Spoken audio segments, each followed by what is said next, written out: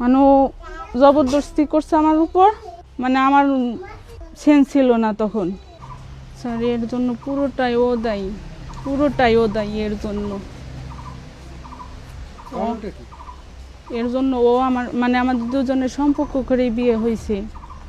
বিয়ে হওয়ার পরে ওই বাড়িতে গেছি, ওর বাপ মা মানে আমারে মাইনেই নেয় না, আমারে কোনো মতেই তারা মাইনে নেয় না আমারে। আর মানে বিয়ের 2 বছর যাবৎ মানে ভালো গেছে ওর সাথে সম্পর্ক, তারপর থেকে ওর যে আমার চাপ সৃষ্টি করছে, মানে আমার একদম মানসিক রোগী বানানো, ও এর জন্য ও দায়ী। আর ও পরক্রিয়া করছে, মানে বাইরে ওর রিলেশন করছে।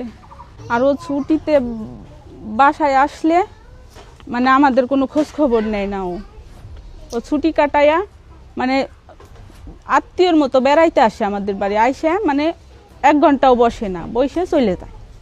ও আমাদের বাড়িতে থাকে না। সেসব অভিযোগ বুঝছি, আপনার অনেক অভিযোগ আছে, কিন্তু ওই দিন যেটা ঘটছে এটা সম্পর্কে আপনি একটু বলেন। ওই দিন মানে